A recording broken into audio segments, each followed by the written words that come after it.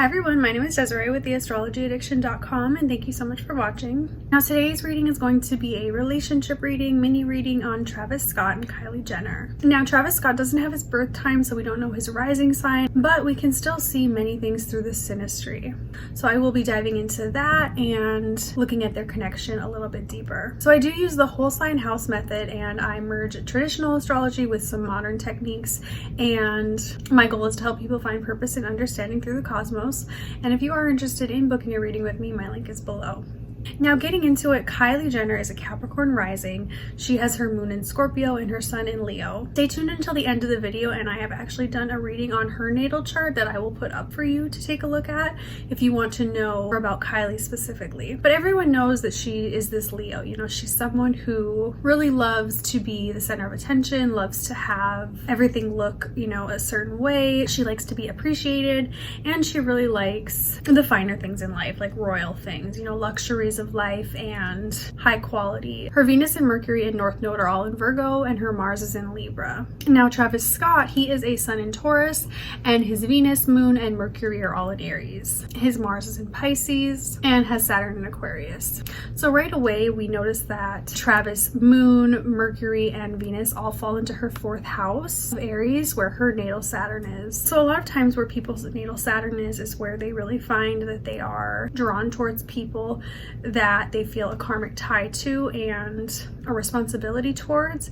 I think since it's in her fourth house, she felt like Travis was someone that really felt like home, and that definitely made her want to become more responsible about her home and her family life and kind of starting that bond. His sun in her fifth house is the house of children, romance, and sex.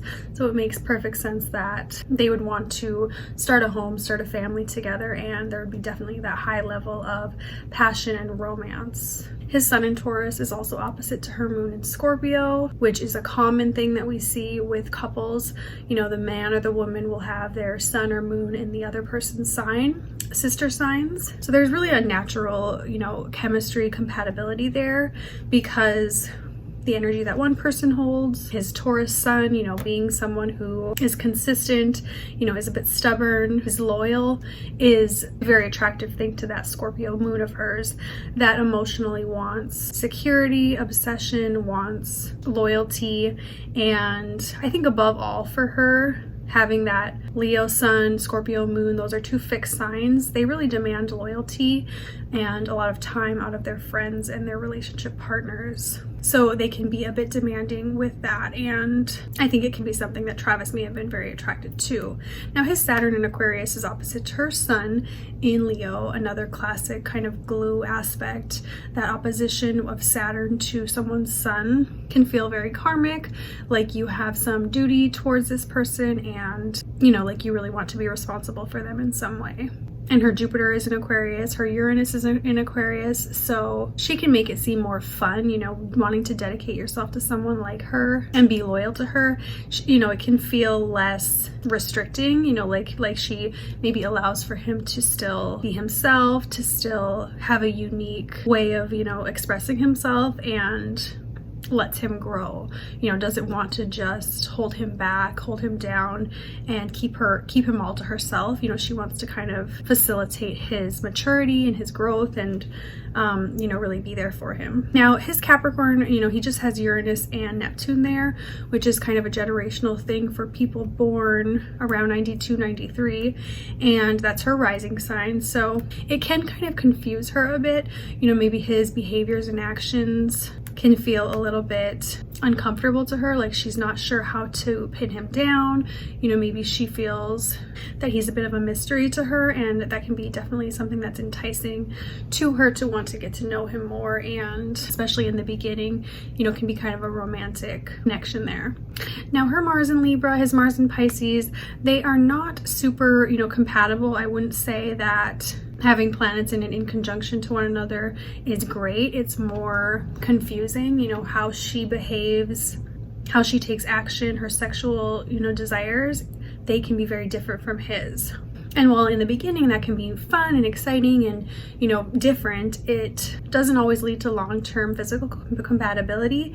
That can be something that might be lacking later down the road. But, you know, her Mars in Libra is opposite to his Venus, his moon, and his Mercury in Aries. So while they maybe are not always on the same page physically with what they want and how they take action and things like that, there is still this hot, you know, passionate connection, especially since his Venus is in Aries.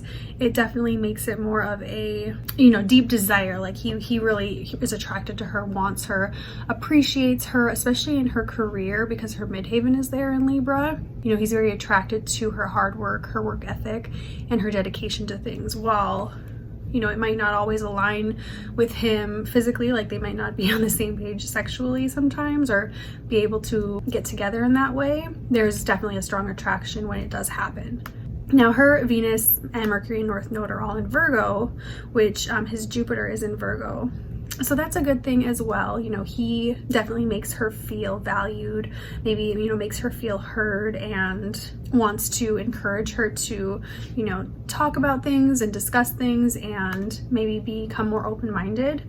He wants to help her grow in the purpose of her life. Her North Node is there, so he definitely doesn't feel any like need to hold her back from what she wants to do. And otherwise, their Mercuries are a bit distressed. You know, his Mercury in Aries, her Mercury in Virgo, not super compatible communication indicators. They are more different in that way. You know, they speak, they think, they discuss things differently. And while she can be more, you know, critical, more private, more mentally reserved in some ways, he is more outspoken, impulsive, aggressive even verbally, and maybe even like emotionally hot-headed since his moon is conjunct Mercury. So I think while she like might hold things back and speak very particularly like in a certain way, he, you know, doesn't hold back. He says what he thinks, he says what's on his mind, and I think she finds that attractive. You know, it's something that might be uncomfortable in the beginning or can cause disagreements and arguments, but at the same time I think she does, you know, value his mind and his, you know, way of communicating, and they, you know, they can work things out in that regard. Now his Mars is also opposite to her Virgo pocket there of Venus and Mercury, so it's very similar to her Mars opposite his Aries pocket, which, you know, just makes her super attracted to him physically. You know, again, like they might not align physically like all the time. They might not be able to get together or make it happen, but when it does, there's this deep lust and desire and kind of intensity there to, you know, keep the fire alive and to keep it going for sure. So that is my mini reading for Kylie and Travis and their SYNASTRY. I hope you guys enjoyed this. Let me know your feedback below. And if you have any questions, leave them below as well. And now I have Kylie's video up on the screen about her natal chart, where I did go into a little bit further depth about her natal chart. So take a look at that.